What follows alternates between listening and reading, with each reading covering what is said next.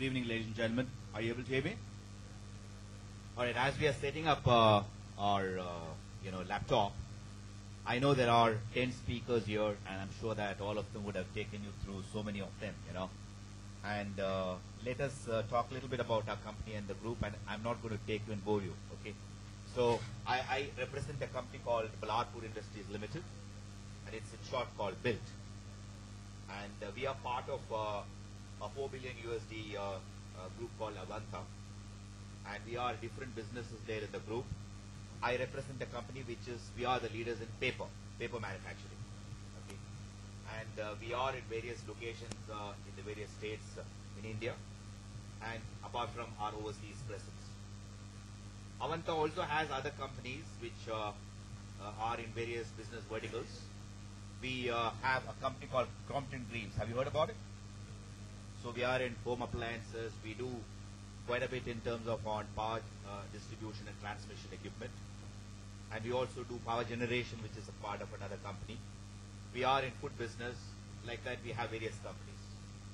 Now, I said, today's the theme, what you've said about so many things in terms of innovating, inspiring, involving, integrating, all these are very, very relevant and important. I know I have a prepared slide presentation, so instead of doing that, I thought we've had a presentation of everything.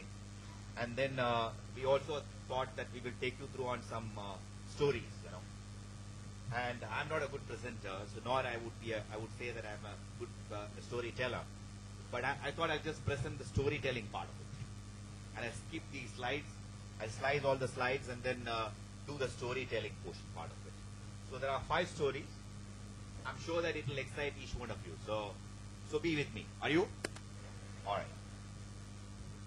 We do the story.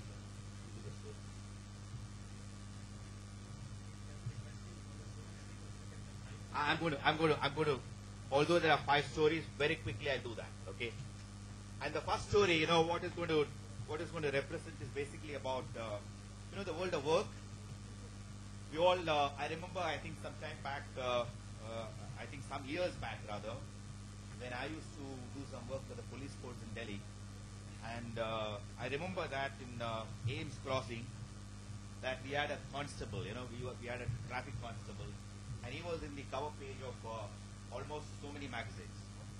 What was he doing so significantly different that he was there in the cover page? He was also doing, I think, Ames today has a flyover, which is today with all the kind of eco-friendly kind of fuels. Today the pollution levels are better, but that time it was terrible.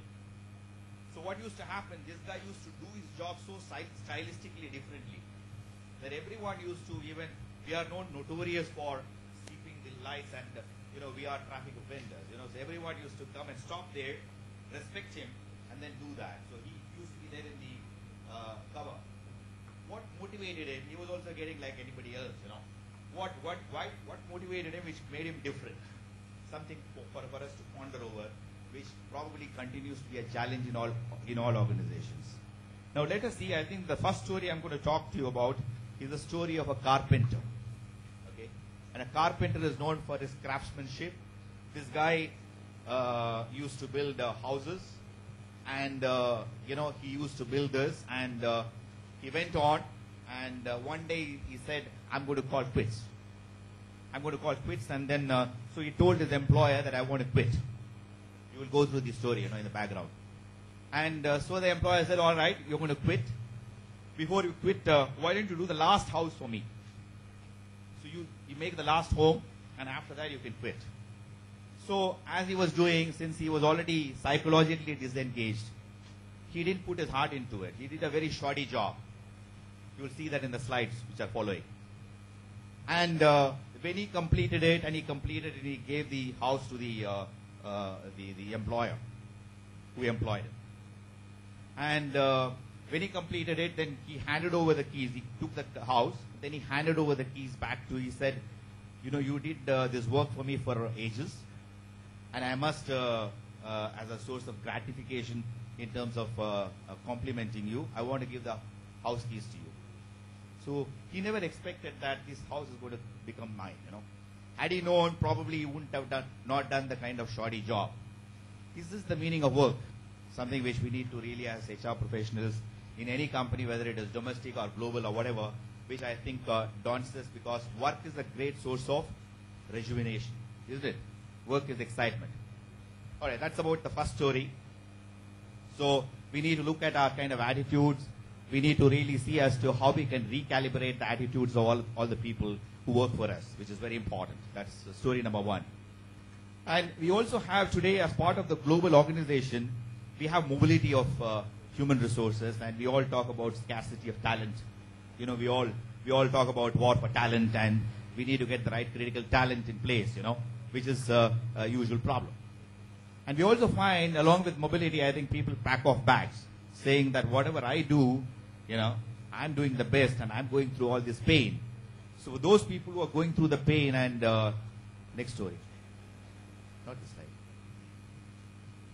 So those who go through this, you know, we want to familiarize you. You thought that your job was the great one, you know. Let's look at some of the jobs, what people do, and let us look at it and see as to where our job is.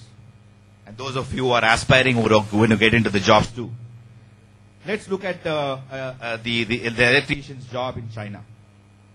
Look at this picture. What he's going through, I think, is from this mess, he has to make sense, you know, in terms of what he has to do. Okay? Let's go over. Or look at a plumber in Hungary. Look at the mess there. And he has to figure out and fix it. Okay? Let's move over. Or let's look at the delivery service employee in Asia. All, everything and two-wheeler, I think the guy has to service and you know, he has to serve people.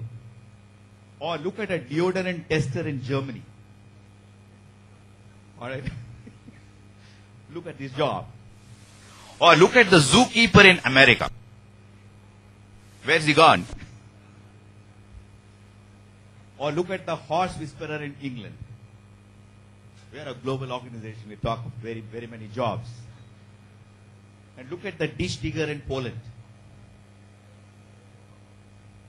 We have seen here too. Not very unfamiliar. And what is really a shitty job?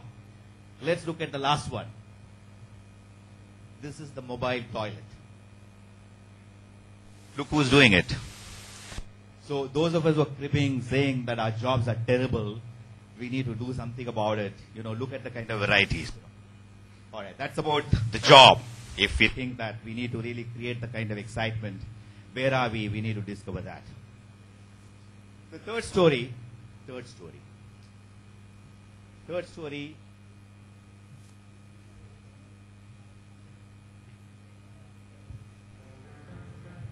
That's some music for you. I'm not going to read it.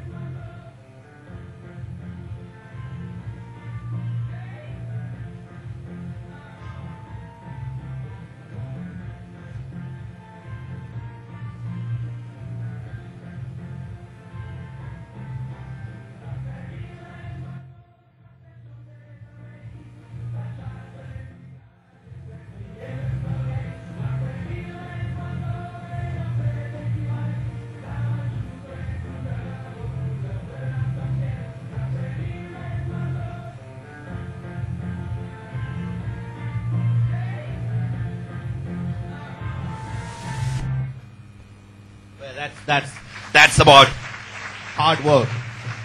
I think hard work, there's no substitute, I think, for success, you know. That's one story. And another one. This is about, you know, we all talk about uniformity, and uniformity is unity, you know. And we also say in a global organization, I think we have diversity.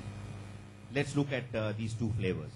And this is a story which is adapted from this famous book, Peacock in the Land of Penguins.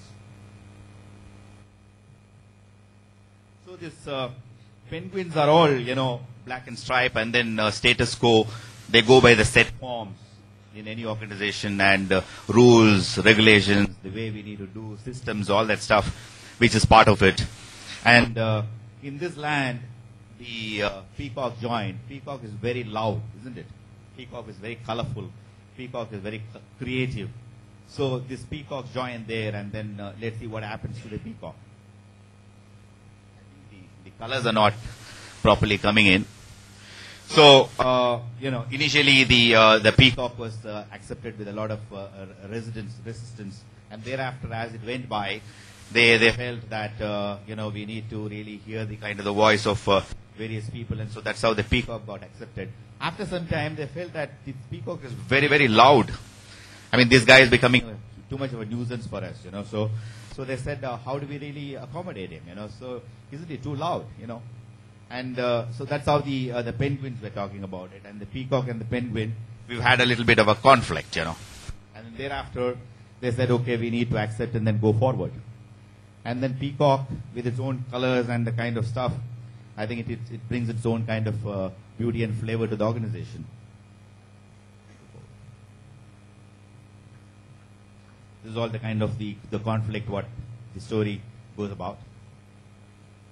But in an organization, you also find various other animals, you know. So in terms of, if you bring the animal kingdom there in the corporate world, you also find the sparrows. You also find the people who build the nests, you know, who keep the peas.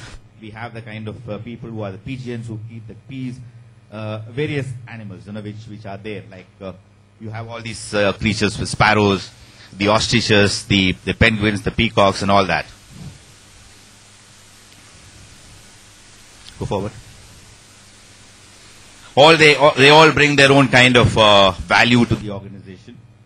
And so what is important, I think, at the end, what we would like to say is that, like the penguin said that uniformity is unity.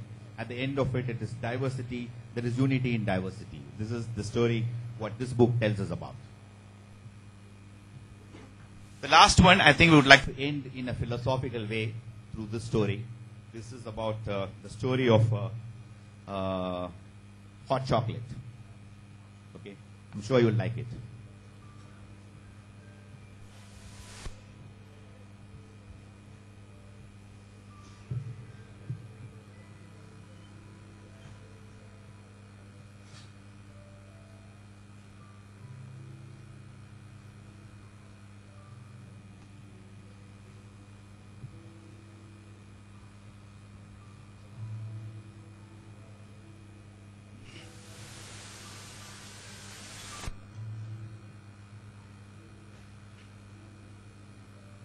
In this story, the professor has invited all these people for a cup of hot chocolate.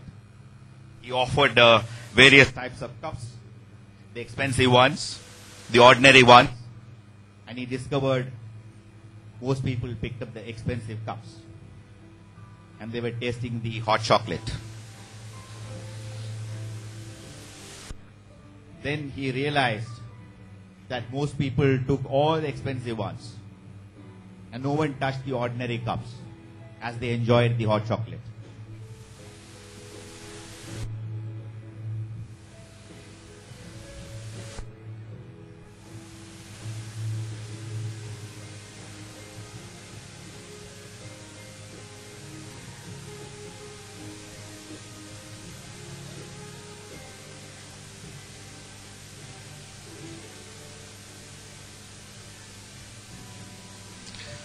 Whereas people wanted the hot chocolate, but they got fascinated by the cups.